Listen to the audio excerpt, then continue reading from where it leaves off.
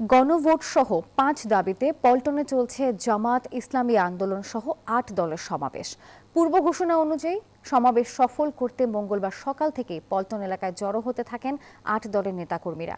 সমাবেশ শুরুর আগেই নেতাকর্মীদের ভিড়ে পল্টনের আশেপাশের এলাকা কানায় কানায় পূর্ণ হয়ে যায়। সমাবেশে আন্দোলনরত দলগুলোর শীর্ষ নেতারা বক্তব্য রাখবেন। নির্বাচনের আগে গণভোট দিয়েই জাতীয় নির্বাচনের দিকে এগোতে হবে বলেও হুঁশিয়ারি দিয়েছেন নেতাকর্মীরা। এক্সট্রিম মশার কয়েল প্ল্যান্ট ফাইবার দিয়ে তৈরি, তাই সহজে ভাঙে না, সুগন্ধিযুক্ত ও নিরবিচ্ছিন্নভাবে জ্বলে। ডেঙ্গু, চিকুনগুনিয়া বাহি সহ যে কোনো মশার বিরুদ্ধে দেয় এক্সট্রিম সুরক্ষা।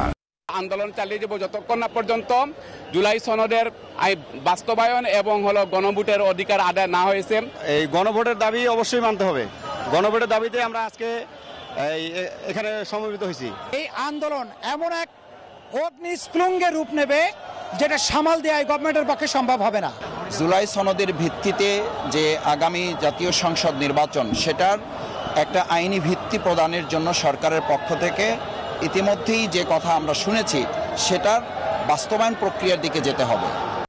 দর্শক, রাজধানী পল্টনে জামাত সহ যে ৮ দলের সমাবেশ চলছে, সেই সমাবেশের আমরা এখনকার খবর জানবো। আমাদের সঙ্গে যুক্ত হচ্ছেন একে একে সহকর্মী তাওহিদুল ইসলাম, মাসুদ সুমন এবং আল মোহাইমিনুল খান। আমরা শুরুতেই যাব সহকর্মী তাওহিদুল ইসলামের কাছে। তাওহিদ, জানাবেন কোন এলাকায় কোন জায়গাতে আপনি অবস্থান করছেন, সেই সাথে সমাবেশ শুরু হয়েছে কিনা, নেতাকর্মীদের উপস্থিতি কেমন দেখছেন এবং এ নিয়ে বিস্তারিত। নাফিজা, আপনাকে ধন্যবাদ। আপনি জানেন আজকে বেলা 2টায় এই সমাবেশ শুরু হওয়ার কথা থাকলেও এখনো আনুষ্ঠানিকভাবে এই সমাবেশ এখনো শুরু হয়নি। আমি ঠিক সমাবেশের মঞ্চের সামনেই কিন্তু অবস্থান করছি, যাতে ৮ দলের শীর্ষ নেতাকর্মীরা কিন্তু এখানে মঞ্চে ইতিমধ্যে উপস্থিত হয়েছেন, যদি এখনো কিন্তু সবাই আসেননি।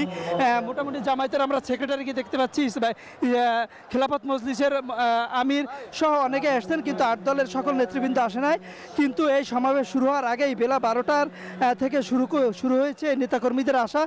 পল্টনের কিন্তু প্রত্যেকটা আশেপাশে কিন্তু এদিকে মতিঝিল, এদিকে নাইটেঙ্গেল মোড় এবং প্রেস ক্লাব মোড় ছাড়িয়ে কিন্তু এই নেতাকর্মী জনসমুদ্রে, মহাসমাবেশটা কিন্তু এই সমাবেশটা জনসমুদ্রে পরিণত হয়েছে। এই সমস্ত যে এলাকাগুলোর নাম বলেছি আমি, এই এলাকাগুলোয় নেতাকর্মীরা অবস্থান নিয়েছেন, কারণ যেখানে সমাবেশের স্থল, এই সড়কের উপরে সমাবেশে জায়গা না হয়, নেতাকর্মীরা এই পল্টন মোড়ের আশেপাশে এলাকাগুলোয় কিন্তু অবস্থান নিয়েছেন।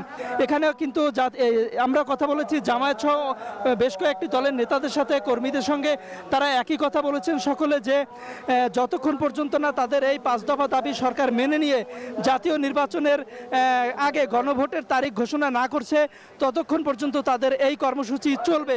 এছাড়াও তারা বলেছেন যদি সরকার আজকের এই সমাবেশ থেকে এই দাবি আদায়ের মেনে নেওয়ার বার্তা বুঝতে ব্যর্থ হয়, তাহলে তারা সামনে কঠোর আন্দোলনের ঘোষণা আসবে, যেই আন্দোলন এই অন্তর্বর্তী সরকার সামাল দিতেও ব্যর্থ হবে, তারা এমনটি বলেছেন।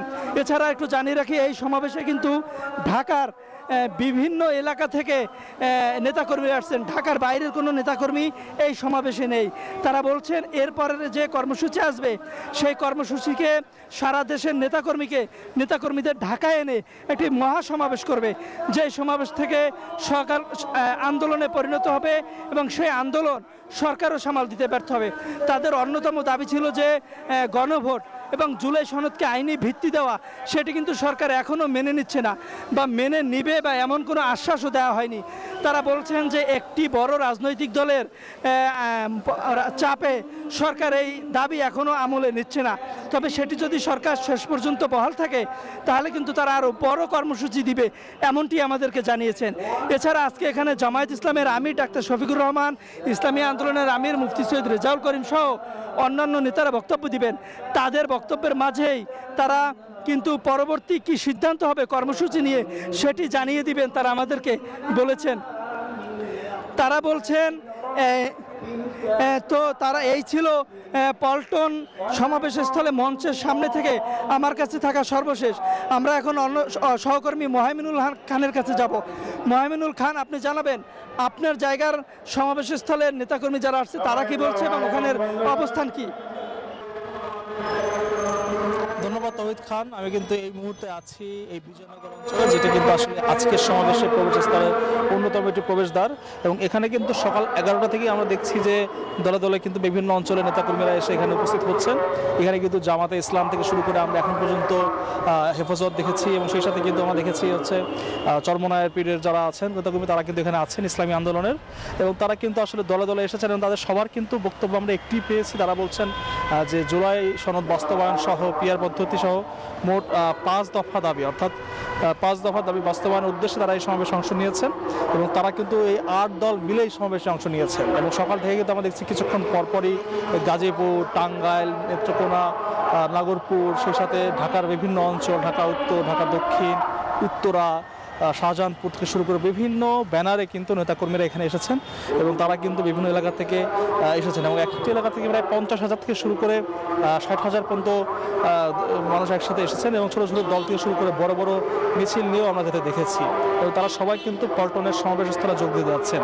এবং আপনি জানেন যে আজকে কিন্তু এই সমাবেশে সভাপতিত্ব করবেন ইসলামী আন্দোলন বাংলাদেশের আমির মুফতি সৈয়দ মোহাম্মদ রেজাউল করিম, এবং একই সাথে কিন্তু সমাবেশে থাকবেন জামাত ইসলামের আমির ডক্টর শফিকুর রহমান, বাংলাদেশ খেলাফত মজলিসের আমির মাওলানা মামুনুল হক, খেলাফত মজলিসের আমির অধ্যক্ষ মাওলানা আব্দুল বাসিত আজাদ, নিজাম ইসলামী পার্টির আমির অধ্যক্ষ মাওলানা সারোয়ার কামাল আজিজি, বাংলাদেশ হেফাজত আন্দোলনের আমির এবং বাংলাদেশ খেলাফত আন্দোলনের আমির মাওলানা হাবিবুল্লাহ মিয়াজি, বাংলাদেশ ডেভেলপমেন্ট পার্টির সভাপতি অ্যাডভোকেট আনোয়ারুল হক চার, এবং জাতীয় গণতান্ত্রিক পার্টির রাষ্ট্র প্রধান সহ 8 দলের শীর্ষ নেতৃবৃন্দ।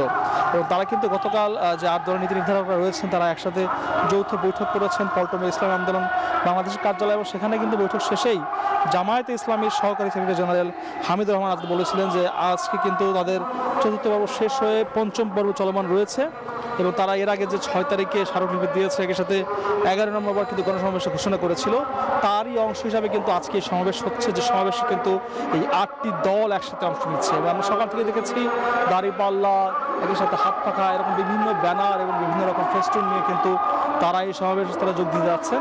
এবং সকাল থেকে কিন্তু অর্থাৎ 11টা থেকে আমরা দেখেছি দলে দলে কিন্তু এই যে বিজয়নগরের যে প্রবেশদ্বার আছে সেখান দিয়ে প্রবেশ করছেন। সেই জন্য কিন্তু বিজয়নগরের এক পাশের রাস্তা বন্ধ করে দেওয়া হয়েছে।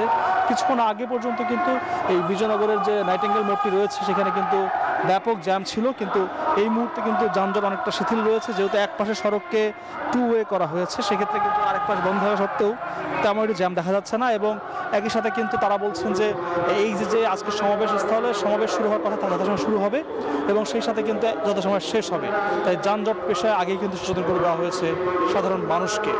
তো বিজয়নগর থেকে এই ছিল এখন পর্যন্ত আমার কাছে সর্বশেষ তথ্য।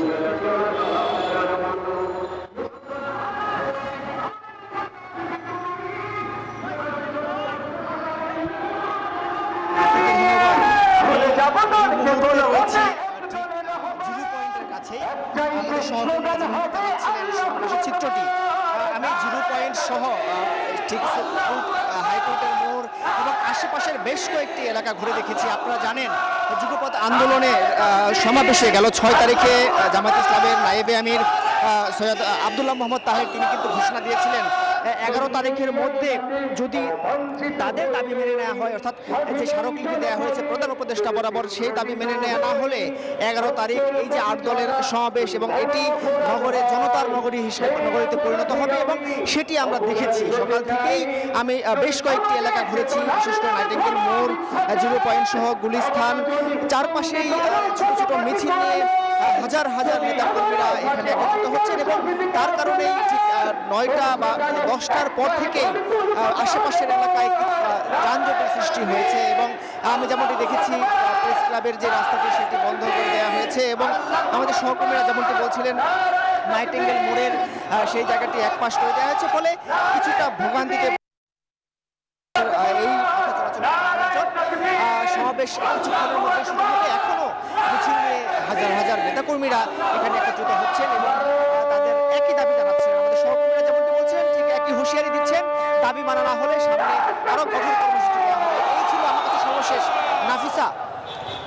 ধন্যবাদ সহকর্মী মাসুদ সুমন, আল মোহাইমিনুল খান এবং তাওহিদুল ইসলাম। দর্শক, আমাদের সহকর্মীরা যুক্ত হয়ে সমাবেশের সবশেষ খবর জানাচ্ছিলেন।